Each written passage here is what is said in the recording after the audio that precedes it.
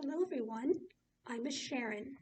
Welcome back to Black History Month at the Coatesville Area Public Library.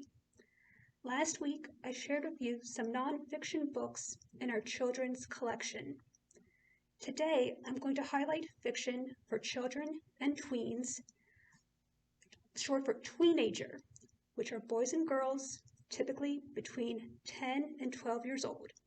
So let's begin with our first book called Zora and Me by Victoria Bond and T.R. Simon.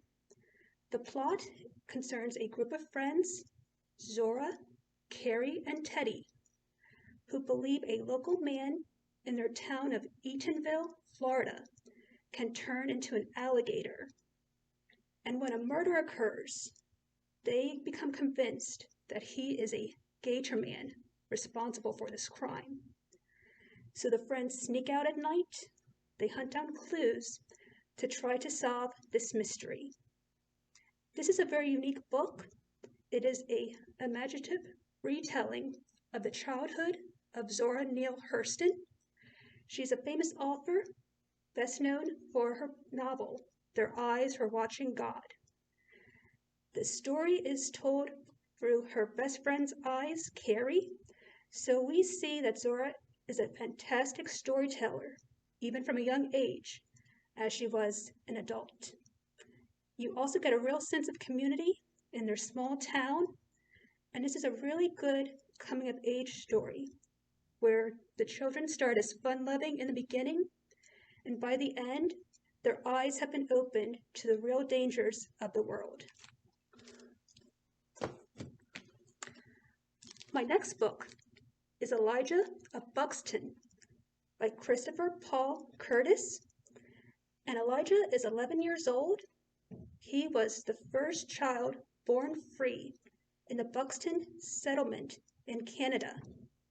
He can catch fish, he takes good care of animals, and because he goes to school, he can read and write for the adults in his community. However, he has some weaknesses. He can scare easily and will tend to run away from his problems. But when a friend of his has money stolen, which was to be used to free the man's family in America, Elijah decides to go after the thief and leaves his home and goes to America. Elijah is a very likable character. I felt like I was beside him during his whole journey as he experienced joy, sorrow, and adventure. This is historical fiction, and the Buxton settlement was an actual place. It was founded in 1849 by the Reverend William King. Mr. King believed that slaves could not experience true liberty anywhere in America, so he made his settlement in Canada instead.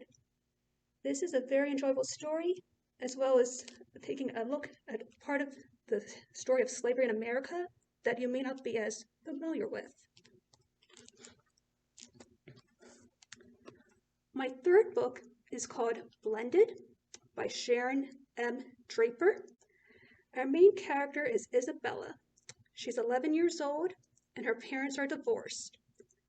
One week she will live with her mom, who is white and struggling to make a living for herself. The next week, she will live with her dad, who is African American and rich. Isabella struggles to come to terms with her parents' divorce, and as well as blending her parents' lives with her own because she feels like she has no life of her own. And in the midst of this family situation, she encounters racism in a big way at her school that is both painful and hard, and really causes her to question, who am I? This is a good example of realistic fiction. It's contemporary, and the issues that Isabella faces are ones that other readers might also be facing, such as divorce and its aftermath, and being biracial. Who am I? Being two cultures, who am I? So this is a very good book for mirror fiction being able to see yourself in another character's eyes. My final book for today is called Stuntboy in the Meantime. It's written by Jason Reynolds, and the drawings are by Raoul III. Stuntboy is an actual boy named Portico who lives in an apartment building, and he believes he is a superhero himself because he loves TV shows and comics. Stuntboy has the superpower of keeping others safe so they in turn can save the world. So Stuntboy can save you from the bully, Herbert, Singletary, the worst. He can also save you from the frets, better known as anxiety. And he can also rescue you from the meantime, which is where his parents often find themselves when they fight with each other. This is a very fun and creative book. It's set up as though each part of the story is like an episode in a TV show. There are many illustrations in it that give it a vibrant color and feel. And Portico is a boy that you'll be cheering along all the way as he deals with bullying and his family's issues. So this is a very creative way to share a story that a lot of readers, they can identify with. Maybe you too sometimes pretend you're someone else or have a super strength to face difficult situations. I'm going to conclude today with our author spotlight, and today I'm sharing with you Nikki Grimes. She is an American author who's written for many years. She has done picture books, fiction for children and young adults, and is also a poet and journalist. Many of her books have been award-winning and very popular. This concludes our third Black History Month segment. Thank you for sharing this with me. Next week, we'll wrap up with young adult fiction, and I will see you in the shelves.